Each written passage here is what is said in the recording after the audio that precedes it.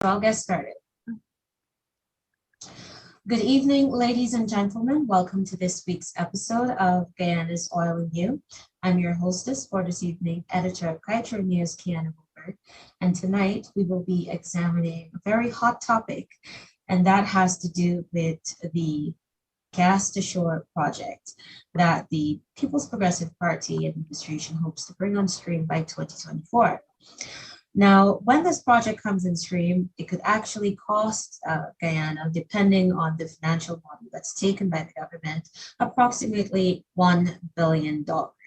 Now, according to the business case that's been put forward by the Vice President, Dr. Barak Jackdio, he believes this project is a no-brainer. Others, however, say not so fast. Maybe we need to get a few studies done. Tonight, we are going to examine the perspectives of three industry stakeholders, three individuals who have been very vocal on the oil and gas matters and some of the topics we've been raising in the Kaieteur News. And for the first time, we're going to have with us the financial analyst, Mr. Floyd Haynes. Mr. Haynes, thank you very much for making the time to be with us this evening. Thank you. Thank you, Kiana. I'm happy to be here. Thanks. And we have two individuals who are no strangers to the program, international lawyer Ms. Melinda Janki and former head of the Environmental Protection Agency, Dr. Vincent Adams. Dr. Adams and Ms. Janki, welcome. Nice being here again, Kiana. Good evening. Good evening, guys. So, all right, so we have an hour. We have an hour for our discussion, so I'm going to jump right in. Melinda, the first time we actually had a conversation about the Gas to Shore project, it was last year at my end of year program for Guyana's Oil and You. And you had some pretty strong comments where you believe that this project is a no-no for Guyana. But since making that case, the vice president has come forward to defend it. And he's basically said, you know what, if this project were to come on stream, it's going to slash electricity costs by 50%. And apart from the cheaper electricity, when the pipeline comes on stream, if we look at the cost, Guyana would be able to pay it back in a very short time. And after that cost is settled, we would be able to get the electricity costs dropped even further. With that in mind, the vice president believes this project is really a no-brainer. So, Ms. Janki, I know that you're well aware of these comments. I'm just refreshing it for our viewers. In light of this, has your position changed? No, of course not. There isn't a business case. And one of the really interesting things about this whole debate is that there is absolutely no data to support the vice president's claims. And in fact, I don't think the government actually knows what they're talking about. They can't answer the simplest of questions. I wrote to the minister, Vikram Bharat, in November last year and asked him, what is the gas? Is it going to be the associated gas or is it some other gas that's coming out? He doesn't know. He says that's a technical question. I wrote to the president in January of this year, and I said, where is the information? Where is the natural gas business plan? They can't produce one. Where is the energy plan? Where is the economic competitiveness and rate plan? Where's the fiscal plan? All of these things are missing. You have no business case without that information. So to say that there is a business case, I think is complete nonsense.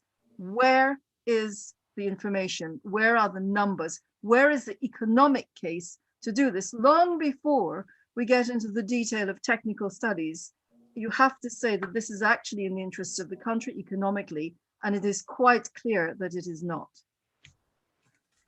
But Ms. Janki, do you believe that the perspective of the vice president that such a project, if it is brought on stream, if it is done correctly, which they're hoping to do, that it could help Guyana break through one of its most debilitating stumbling blocks, and that's been the high cost of energy?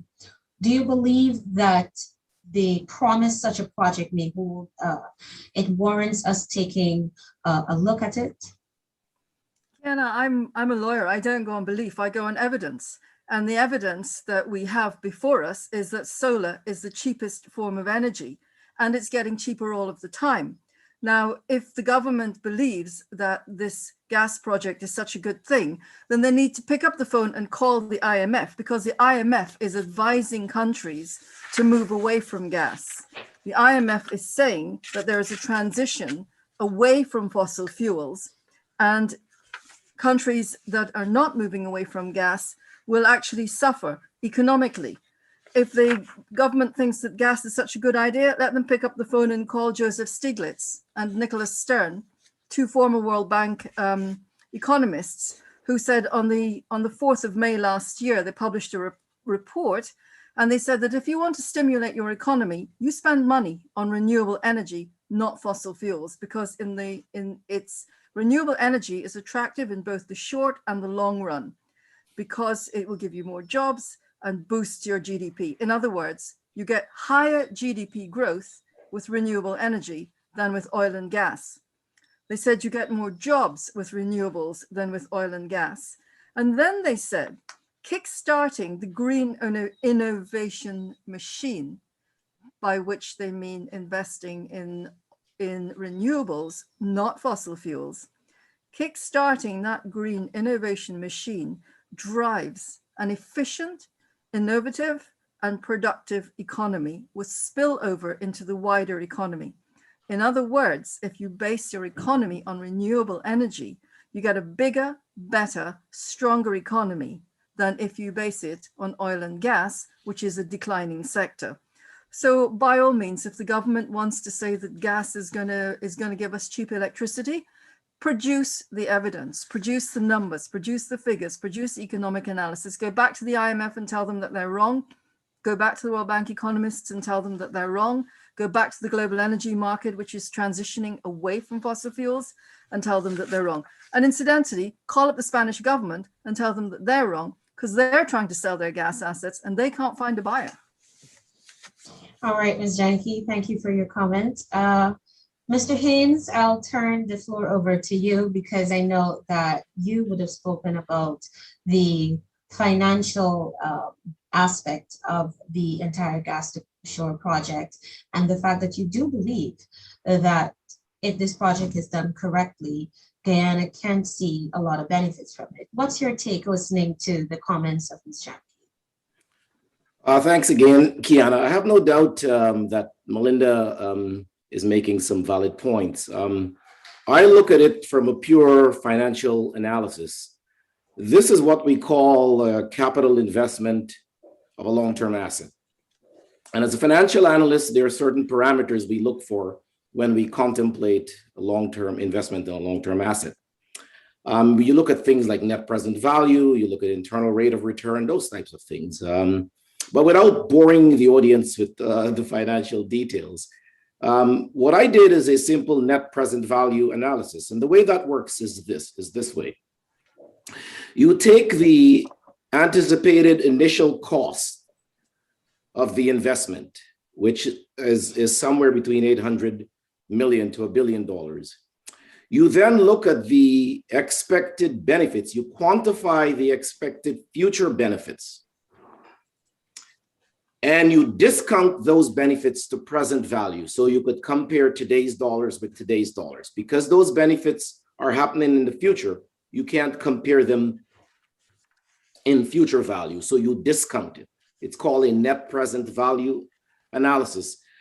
And after that analysis is done, if the net present value of the investment is positive, then it's a go from a financial investment standpoint. I'm not speaking about the environment. And so those are the things I looked at. Now, in terms of study, I made some notes. There were several studies done. There was a Brugman study done by the IDB in 2017.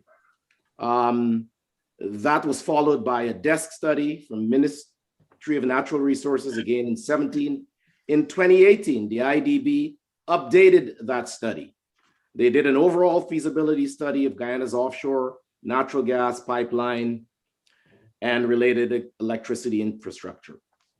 And then in 2019, IDB again commissioned a study, and it was done by a firm called K&M.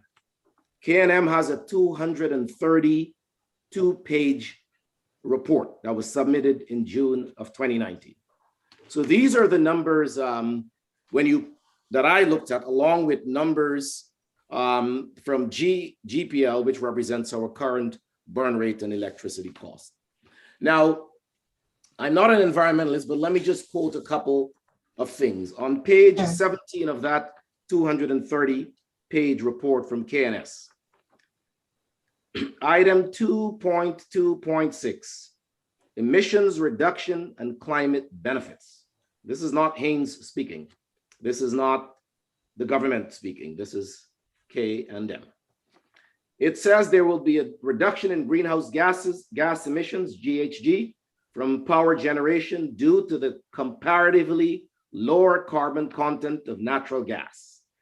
The total GHG emissions reductions for a period between 2023 and 2035, expressed in tons of CO2 equivalent, are estimated at approximately 8.7 million tons for the 30 MMSCFD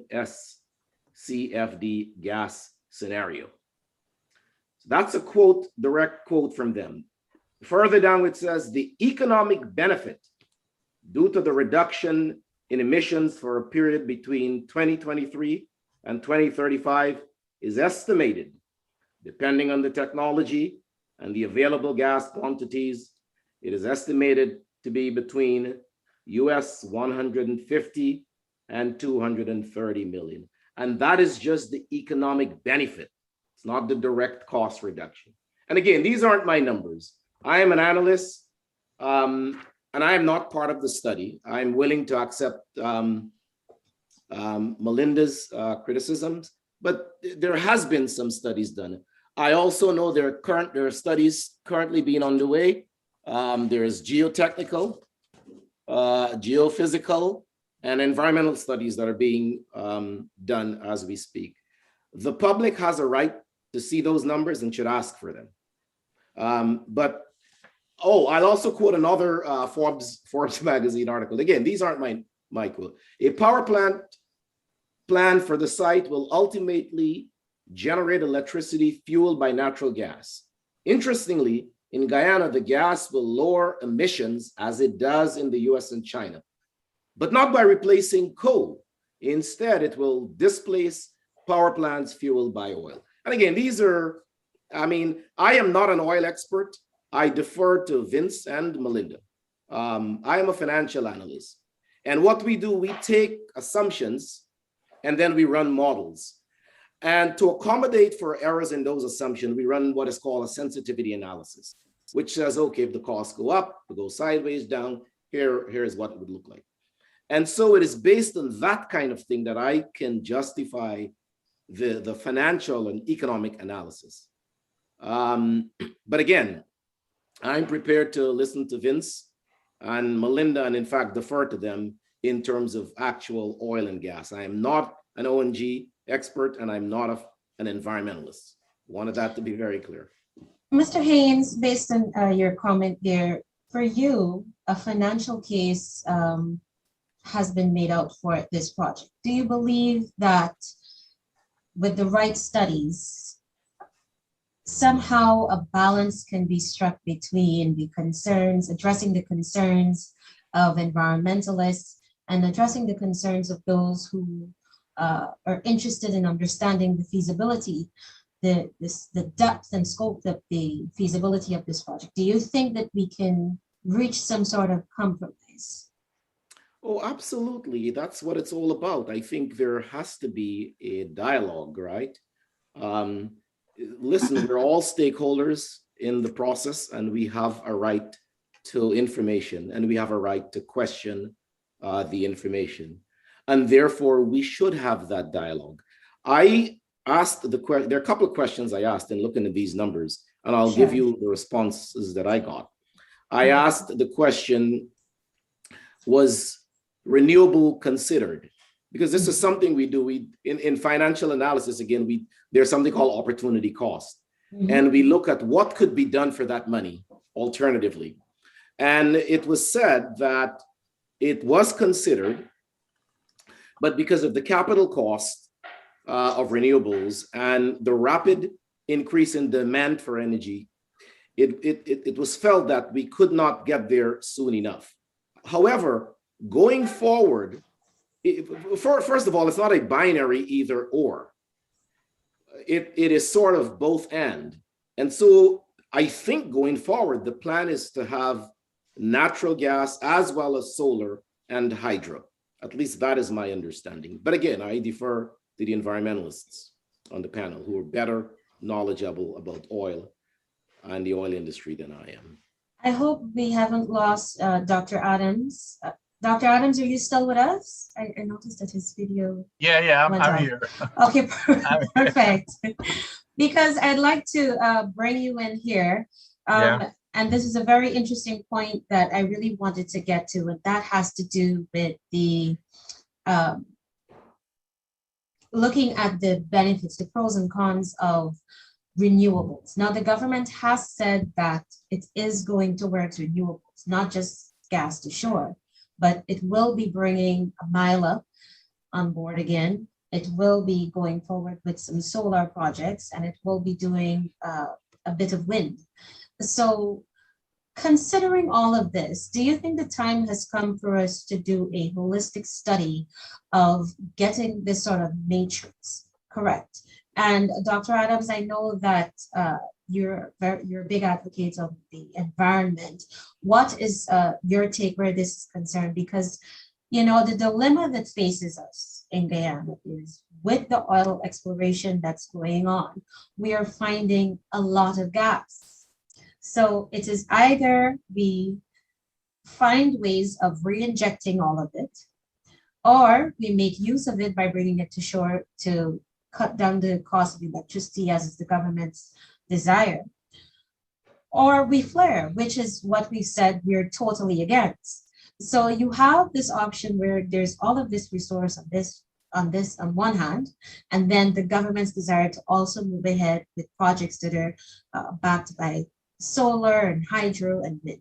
What is your take on the matrix that we should have and the dilemma that we're facing with the gas that we're constantly finding? Thanks, Kiana. You know, and I think both Mr. Haynes and Melinda, they've made their cases, and with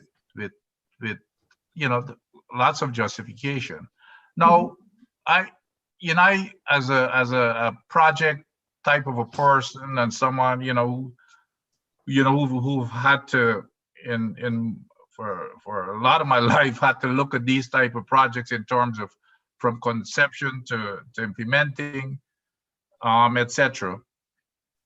One of the things that I see in Guyana, and I've been saying this since day one, is what you hear here from both Melinda and Mr. Haynes, is that it's just as if we do not have any concept of planning. You know, I've been crying out for many years now for even a simple strategic plan. How do we spend the money that comes out of, all the money that we're getting? We knew that we were going to be getting this money, in 2015. The first thing that we should have done, even without that, but first thing, okay, how are we going to spend this money? So that's why these questions are being asked now. You don't wake up one day and decide, hey, you know what? Gas to shore, it's going to be perfect for Guyana because the cost of gas is going to go down. It doesn't stop there in terms of the cost of gas. Mr. Haynes mentioned the return on investment. What's the payout period of time? Even the economics part is much broader. So there should have been, before anybody could come out and and declare somehow that this is a good thing for Guyana. I have no doubt in the long term, because I've always been a very strong advocate for renewables. The other part, so there are basically four pillars that when you look at these things: economics, the technical part of it, which is the engineering, the environmental, and of course, a key part is the politics of it. If the government, which you can't tell me that politics did not play a part here. Here you have, but it's okay. Decisions are made. Elections have consequences. Okay, the previous government, they decided they were going to put this project, I think, on the East Coast, Mahaico area, etc. The new administration comes in, they decide they're going to put it in Region 3, of course. You can conclude from that Region 3 is their constituency, which is okay. That happens all over the world. Their political decision, but come out and say it's a political decision, and maybe they have a justification for it. The sugar estates in that area were had to be shut down. Employment, you need an economic stimulus in that area. That's okay. But you just cannot come out and make a statement such as, well, it's the best thing since sliced bread for the country. Good friend Mr. Haynes, he's right. You probably, if you look at the economics, but then again, economics is not only, in terms of the numbers. The political part plays a big part of that. What's happening throughout the world? I think Melinda alluded to it. Look at the United States. Up to yesterday, the president of the United States says that we're going renewables. Well, it was since when Mr. Obama was there, but now here's the United States with the new president on board. They're leading the way to go almost, fully renewables. As a matter of fact, I thought that they have even set some goals, some targets to be almost completely renewable. They're planning to cut emissions by half by the year 2030. He made that declaration up to yesterday. Yes. Again, so when you have, so it's not only about the economics in terms of the numbers, it's where is the rest of the world going, because there wouldn't be any market if you start you're developing under gas where everybody else are going. It's a green. It's a green economy. That's a big talk now. It's a green economy. Now the other thing is, in terms of, here we have right where they're planning to put the plant, and this is getting to the engineering. About 90% of the commerce comes through that area. You're gonna have movement of ships and vessels. And what's going to be, there's going to be spin-off industry around that area if you assume that everything goes fine. So it's going to become even busier. I've been reading that everybody wants to locate in Georgetown. Of course, they're going to want to locate where the energy is, but you can't follow them. So is it, if it's going to come to shore by gas pipeline, how are we going to monitor these pipelines? Is it going to be in the ocean bottom? Who knows what the seismic activity is? We're going to have to do all of that studies. Now, I'm sure everything that you're seeing now is just preliminary things that people are making all kinds of assumptions. And that I've always been talking about doing, even for the drilling alone, to find out, what is the earthquake activity, what are the type of activities we have in that region. Look, we just had a volcanic activity in St. Vincent. And these things are connected. Who knows if you have something in the gas pipeline explodes in the ocean, you're going to have leaks. That's going to be unavoidable. How are you going to, is there going to be a continuous monitoring of that pipeline as it runs, on the shore bottom? We have right in the Demerara River, the mouth of the Demerara River. We cannot even keep our electrical conduit clear from getting damaged from time to time that comes across that mouth. If we're damaging it, we're out of electricity. No, I'm not saying that it cannot be engineered. The other thing is, even the plant that is going to be in location, what are going to be the emissions from that plant? Is it going to be expanded sometime in the future? Because the amount of gas, based on what I heard, is only 30 million cubic feet. It's going to be a 30 million cubic feet plant, which is a very small plant, which is very, very small when you're producing 120 million cubic feet per day of gas. And that's only for one, that's only Liza 1. You know, who knows how much we're going to be producing per day. So it's a very, very small fraction. But my point is, where is that holistic strategic plan in terms of putting everything together? Is it politics, or even if politics plays a role in it, you want to have a stimulus for the region? Is it really economic that is going to pay out probably within a year, 5 years, 50 years? You know, the people needs to know that. Is it environmentally sound to have a pipeline coming in? You know, is it going to be protected? Because when it starts leaking, that gas is very toxic to fish life. And this is not something that is theoretical. It's been proven already. There's data to show that. So those are the kind of things that there has to be that strategic planning, but you cannot say up front in where you're now trying to conceive this project that, oh, everything is gonna, everything is fine. So those are the kinds of things that you need to have this holistic plan where all of these considerations, and then again, I cannot overemphasize, where the world is going right now in terms of renewables, especially in the United States, with the new government, it's leading the way, and the rest of the world is going to be following. So those are the kinds of things that you look at the alternatives. Anytime you do these projects, you have to look at the alternatives. What are the alternatives? Every project, you have to say, well, okay, here's what I'm going to do. There are three things. The other option, look at what happens if I don't do anything. The next thing is, okay, here are the alternatives. And you select that alternative and you compare it to doing what you're saying you did. None of that is available. So there's no data for decision making at this point in time. So, we got to be careful how we go ahead and invest. Now, I'm not against this project. If this project comes in and say everything is fine, the economics, the engineering, it's going to be safe, environmentally sound, but there is no data to show that right now. Mr. Haynes, I'm sure he did his research that showed where it's economically sound, but again, even there's economics even beyond that. So that's where I come from.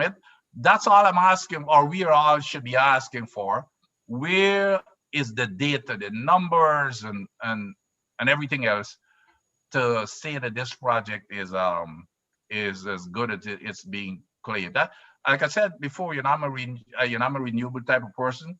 But if this shows that even in the interim, we can go to gas, and we can show it economically sound, that's fine. But Guyana, there's no question. I mean, there's not even a debate as to the potential for renewables in Guyana.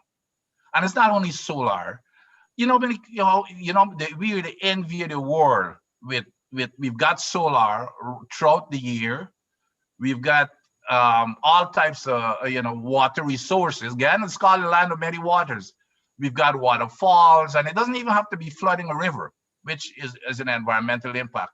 You can just use the drop of the falls to generate that head of water to create energy. So we've got it all there, and there shouldn't be any debate as to whether we cannot go totally renewables for what we've got to sustain in Guyana. We're not even such a big country after all.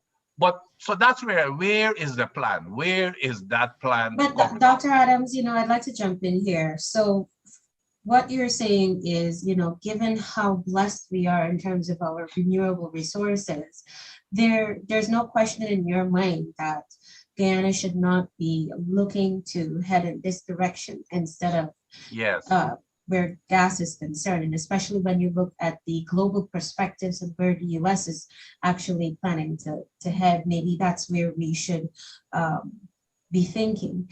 But I want to ask you this: 25% of the discoveries that we've made thus far, it's gas resources. What do we do with all of that gas when the time comes for us to start developing the projects? Because Exxon actually plans to bring on board 10 FPSOs within this decade. So what would Very you simple. suggest that they do with all of that gas? Very simple. Very, very simple. The standard way of dealing with produced gas, if you can, it's either you export it for energy, like you're saying, or you flare it as the second option. But the preferred option at all times, it's a standard practice. It's written into the World Bank recommendations that the only way you should do anything else with the gas besides re-injecting it into the reservoir is if re-injection is not economically or technically feasible. And there isn't any question as to whether it's economically or technically feasible. We ran that drill already. So it's as simple as that. You re-inject it back into the reservoir. And not only are you just re-injecting it into the reservoir, the re-injection, as a matter of fact, enhance the recovery. It keeps the pressure in the reservoir and even go beyond it even go beyond the pressure it's alone. There may even be some chemical interaction there where it's some oil that could not be moved without any other mechanism where the gas can move that oil. So the re-injection is the standard practice. So I that is why I've been, that I've been so, kind of disappointed at or even beyond disappointment that we are not re-injecting not only the gas but the water back into the reservoir, because we're dumping that water. The water and the gas form the same. Where it came from, you should put it back into the reservoir. And it's not only environment, it's a good environmental practice, it's a standard practice, and it helps economically in terms of your production. So that's an easy answer to your question. Re-inject it back into the reservoir. Now, again, I am not saying that we should not, while we can't have a hybrid.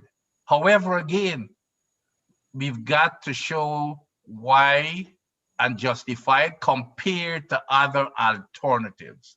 What is our plan for the future, etc. Remember again here now, Kiana, oil is only going to be around for I would say 25 years, oil and gas. Okay, we need to have something. That's why I talk about a strategic plan. We need to have in that strategic plan, what is our vision for when oil is gone? How do we have a sustainable economy? So oil and gas is who knows, where it's going to be 25 years or so between, whenever it's gone, right? But after that, we need to have things that where we've got security, national security. All of the countries, the big major countries, Saudi Arabia and all those, they're moving away from oil right now.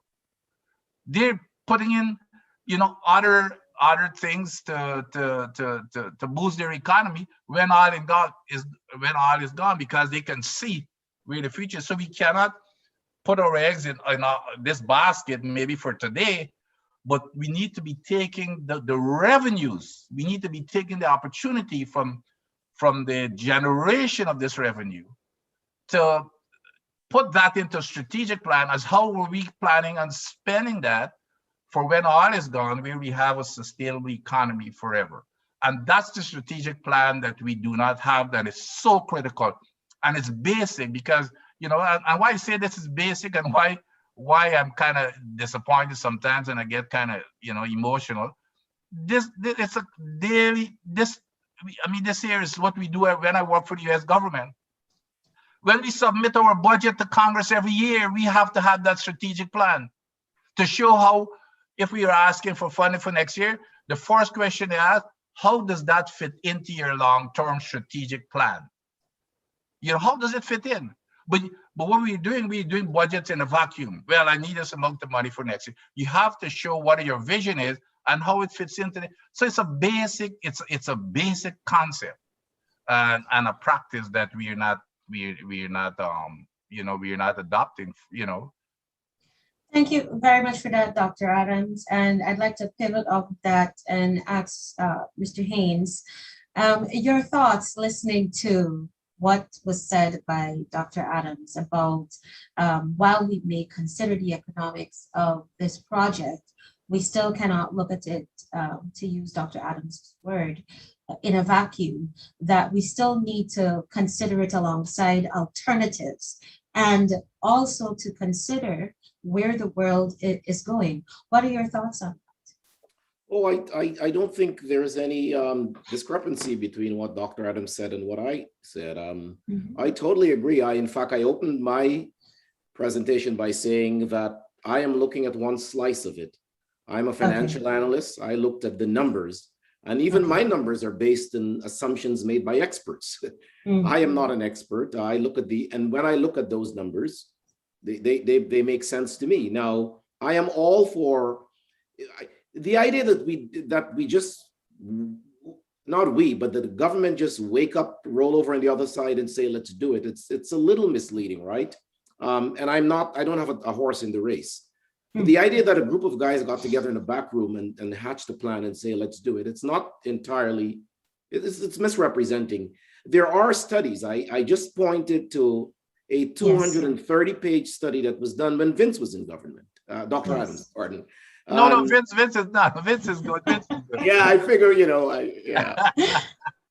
So there are studies, right? Now, one can take issue with the study. There are several studies. I cited about 3 or 4 or 5 of them. I am not here to defend any of those studies. I am not technically capable enough. But there are studies with numbers. And so I totally agree.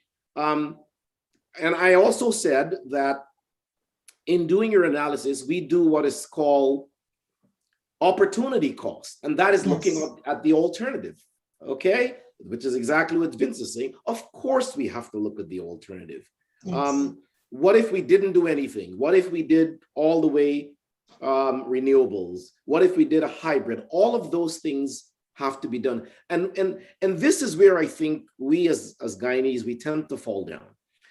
We take every discussion and we make it a binary argument. It's either this or that. And then we get in our little corners and there is no collaboration, right? It's not productive. It is not terribly helpful to go into silos and be critical of something. Listen, we all have a stake in this, and we should demand the things that you, the experts, are saying needs to be. It doesn't necessarily, and Vince is exactly right. It doesn't mean it's good or bad or one way or the other, but we need to have the evidence. And what I'm saying is that some of the work has been done. It is not like nothing has been done. Okay. Some of it has been done, and it's a starting point for where we need to go. So I totally agree with everything Dr. Adams said. I don't see that as different than what I'm suggesting. No, let me jump in here a little quick, just for clarification. I wasn't suggesting that they woke up one morning. What I was getting at here is Newton, right? Floyd is it? Oh, Floyd. Anyway, what I was getting at here, Floyd, was, and I knew that there were some studies, and I hadn't seen the studies, by the way, with the location. Like I mentioned the location coming into Mahaica, I think. Mahaica, yeah. Right. So it's a totally different environment you're talking about now. You're putting it in Mahaica. So I know that there were studies done, but what I was talking about in terms of, it could be interpreted as well. You just, of course, that's it's an exaggeration. But what I was talking about here, you have maybe studies coming into Mahaica, right. And then the next thing you know, by the snap of the finger, you say, well, okay, guess what? We're going to be putting it there, which means that no studies, as far as I know, has been done looking at that site. And that was why I was saying. That's Wales you're referring to, Dr. Adams? Yes, at Wales. As far as I know, there are no studies could be. And the big difference is, which comes into the economics, is the cost, the difference in cost, taking it. And I don't know, what the justification for taking it to Mahaica, but of course, Mahaica, you don't have to come through that traffic, come through the mouth of the Demerara River, etc. Or maybe they're probably going to come around, go to on the coast. I do not know. So all I'm saying is, whatever has been done, or evaluated was based on that location. Because that can impact your engineering and everything else you got to do, which could impact your cost. It may very well even be cheaper. But what I'm saying, you cannot make those statements that, hey, you know what is the best thing since sliced bread, Yeah. without that justification for saying so. It may very turn out to be, exactly that. Like I said, the location might be even better than Mexico, That's what I'm getting at, Floyd. That's what I'm getting. And with that, I can't argue with that. I think we as Guyanese, civil society, journalists, all of us have a right to demand the explanation. There's nothing wrong with that. I am in full support of that. On this note, I'm going to ask Ms. Janki to step in, because I know you would have been listening attentively to the comments, the perspectives offered by the two gentlemen on the panel, and I'd love to get your feedback on what they've said thus far. Thanks, Kiana. I mean, my own view is it's been a very, very rich discussion, and I think there's a lot of material here that should warn the Guyanese people that all of us need to demand the information, as Floyd was saying. All of us need to be demanding a coherent plan, as Vince was saying. You can't run this thing in this chaotic sort of way with this messy approach to energy in this country. Oh, we'll have a bit of gas here. Oh, we'll have a bit of renewable here. Oh, we'll do Amalia Falls, which incidentally dries up, and then we'll do some wind. But let's just maybe come out a bit. We all agree, I think, that we have to look at the global economy. And when you do that, all of the evidence shows that countries are moving away from fossil fuels. So it is a policy, but even if you ignore the policy, look at the market, and the global energy market is changing dramatically from fossil fuels to renewable energy. Renewable energy companies are now outperforming fossil fuel companies, and Guyana has landed itself with a fossil fuel company that is in serious financial problems, and it owes over $70 billion already. So let's be very, very careful when we look at the global economy, because we are actually, as a country, running to go back in time, to go into a sector that is coming to an end. And that really doesn't make any sense at all. There is already more fossil fuels in production than the world can burn. Secondly, I want to talk about the studies. I agree with Vince that you can't have a study for one area and then you're going to bring the pipeline in somewhere else and say it's the same study you can use. All of that has to be redone. I think that it's very foolish to rely on anything produced by the Inter-American Development Bank or the World Bank, because they have a vested interest in promoting fossil fuels, which is contrary to what they say they're doing, and in lending the money to do it. And we've had a very bad experience in this country with the World Bank signing an agreement, a project agreement, with a minister who wasn't even a minister. So their behavior and the World Bank's behavior in this country has been unlawful and unconstitutional. But if we come back to the finances, because I think what Floyd was saying was that he's done the models, he's done the finances, and he said that these things are based on assumptions. And of course, that is absolutely right. You base your financial model on assumptions, and those assumptions have to be checked all of the time. When you look at the Liza, this is the pipeline that will come in from Liza, the numbers are somewhat different to the numbers that we are being told. The Global Energy Monitor has this pipeline down at a cost of $4.4 billion US. Not 800 million, not 1 billion, 4.4 billion US dollars for one pipeline based on industry costs and industry standards. Now that's a very, very different game to saying Very that, different. well, we Very have different. these I'd like to see that. other numbers. I can send it to you. Yes, please do. The second problem we have, after this 4.4 billion on this pipeline, is you have to get the pipeline to Guyana. There is nowhere that manufactures this kind of thing anywhere near us. In the Gulf, yes. When you have deep drilling, you have to have a very special kind of pipeline because there's massive pressure on the pipeline. And Vince will correct me if I'm wrong. And you have to have a strong enough pipeline, otherwise it's going to fail. You need a heavier gauge. You have a very thick pipeline. It's difficult to manufacture. There are specialist manufacturers on this. They produce it, we got to get it. They got to transport this big fat pipeline, hundreds, probably thousands of miles to get it. That adds to your cost. Then you've got to put it in. Where are we putting it? It's 1,500 to 1,900 meters of depth in the water. It's going to run along the bottom, which is not smooth. So there is a problem with something called free spanning, which means you have to make sure that that pipeline is resting on something all the way along. That adds to the cost, but that's only the beginning. This project isn't going to happen, but anyway, let's continue as if it is.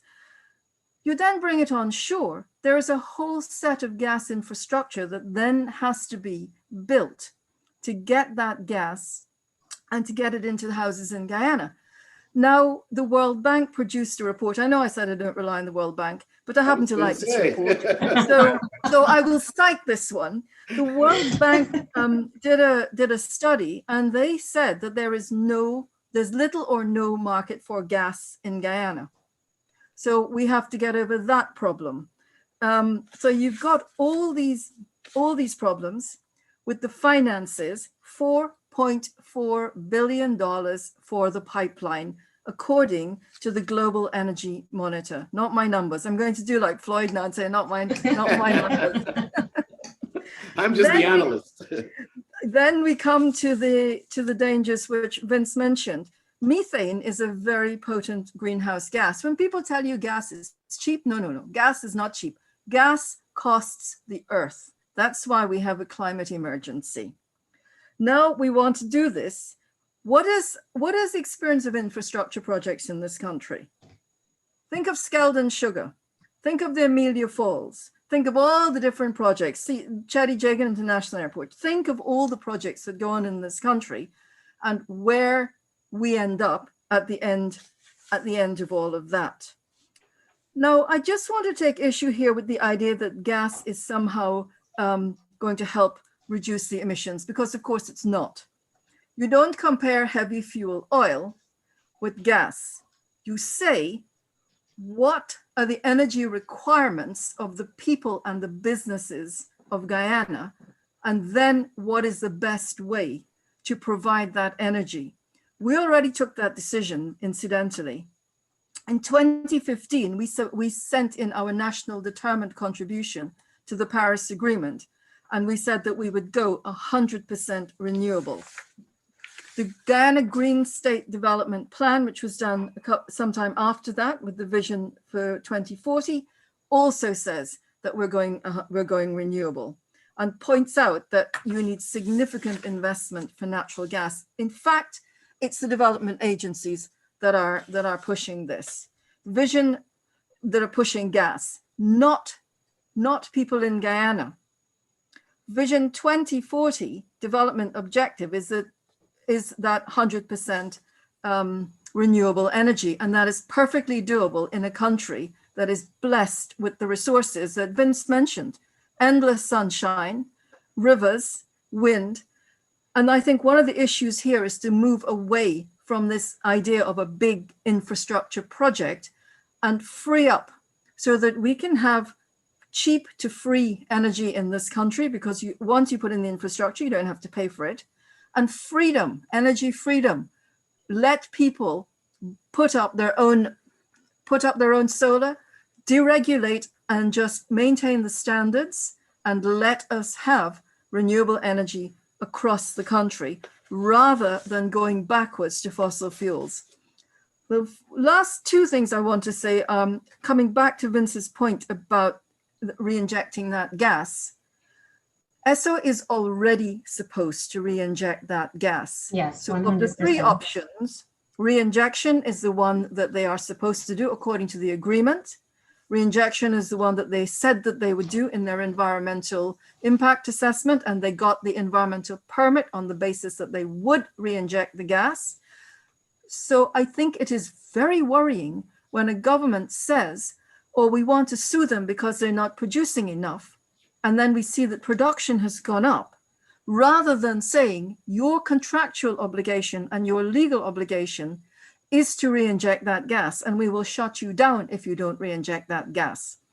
When you have, it may seem like a small issue, but when you have a small systems failure or a small failure in your equipment, those things add up.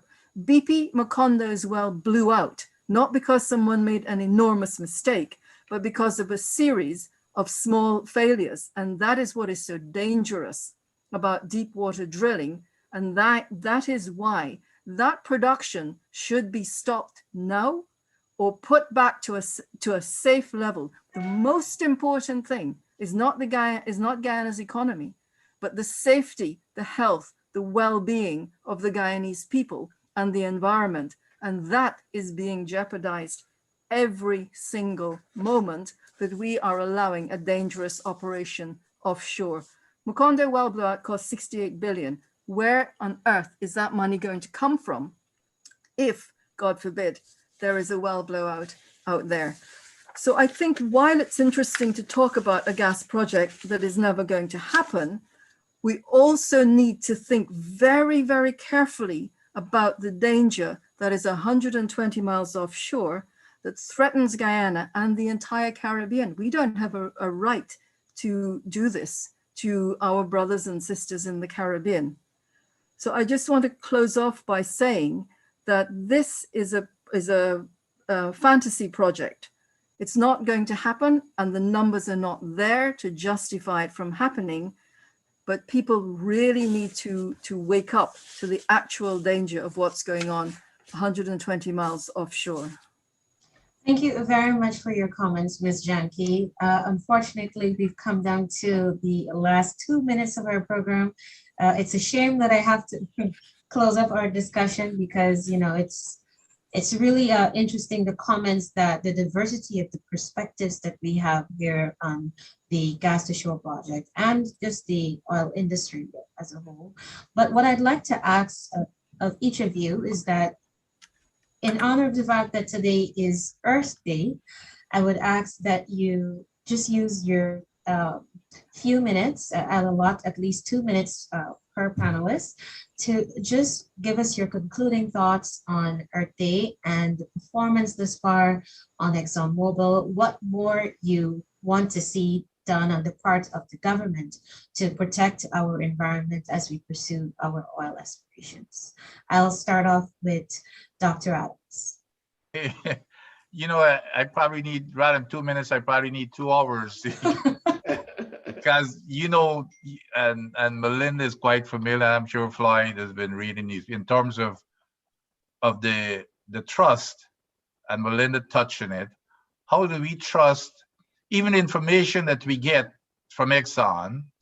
How do we trust that kind of an information? Because we have been getting, you know, false information. Not only we, ExxonMobil is in court all over the world, in Nigeria, in the United States, for alleged fraud in terms of reporting, you know, information that is, you know, that is not correct. So how do we trust an operation like this and these big projects? Melinda mentioned, you know, the pipeline, for example. They, just to get back to your question, you know, for re-injection of the gas is in the EIA. I think it's a very important point. Now, Floyd mentioned, the other thing that I think Floyd mentioned was that the studies, you know, I think he referenced a study or so that says that the emissions are going to be reduced. But here again, compared to what? Is it compared to renewables? Or is it compared to the bunker CR that we're using for car? You see, those are the kinds of things that are not clear. A study says it's going to be reduced. Well, it's going to be reduced probably with the current situation we have. It should be compared to what the alternatives are. So those are the kinds of things that, but my biggest thing, of course, we get with Exxon, where they're just blatantly violating our laws of the land and thumbing their noses at us. I mean, those are facts. So how do we trust Exxon to be carrying out these big projects and then feeding us information that at least I would not trust anything that Exxon tells me these days, because even some of the science they're going against. You remember when I was saying, well, look, if you cut back on oil production, you're going to reduce the gas by this. They're denying that when the science, they're defying science. You can't change how much gas you produce, based on oil production. So those are the kinds of things. How, my biggest problem is just trusting Exxon. And if we're going to do studies, I want like to have Exxon be no part of those studies, none. We need to have an independent, whatever we're doing is to have an independent analysis of what's really happening so that we can trust that information. Thank you very much, Dr. Adams. Ms. Janki, you can go ahead with your closing remarks. Yes, thank you very much, Kiana. I mean, I agree completely with what Vince has said. And then I just want to point out that New York has sued ExxonMobil today, again, over greenwashing. Yes. And that if we want to build a future for this country, then we have to look to the future, and we have to look at what is good for the next generation, for our friends, for our families, for our communities. Fossil fuels have no future. And the sooner people realize that and accept it and move on to a renewable energy future, the better, because otherwise this country is going to end up with massive debt. Oil can make ExxonMobil richer. Oil might make politicians richer. Oil will not make the people of Guyana richer. Oil will make the people of Guyana poorer, and so will this proposed gas project, which I said isn't going to happen. Thank you very much. Mr. Haynes, the floor is over to you. Thanks, Kiana. The good thing about financial analysts is that we don't care about personalities. We look at the numbers and we follow the numbers. But all the panelists are exactly right. To make a decision like this, there's several factors. There's the financial piece, there's the environmental piece. And what you do, you get your finance person in the room, then you get your environmental, and there is a political side as well. And you take all of that, and then you make a decision. I don't have access to all of those pieces of information. One of the things we have in Guyana is that everybody's an expert in everything. And we have to get away from that. We have to let people do what they do best. I am not particularly concerned with whether Exxon is a good or bad player. I am concerned that its relationship with Guyana is effectively managed to the benefit of Guyana and all the Guyanese people. And I think we have an opportunity to do that. It is our job as citizens to demand the right level of transparency and accountability. And if we can do that, I think Guyana will be better for it. All right. Thank you very much to all our panelists, Mr. Haynes, Ms. Janki, Dr. Adams. It was really an insightful discussion, and I'm sure that our viewers, wherever they may be, I'm positive that they would have learned more than a thing or two tonight. So thank you once again for participating in Guyana's Oil and You, our educational program. And we do look forward to having you back on the program in the future. So thanks again, and do have a good night. Thanks, Kiana. Vince, Melinda, thank you very much. Thanks very much. Thanks, Floyd and Melinda and Kiana. Nice, good conversation. Great. Yeah.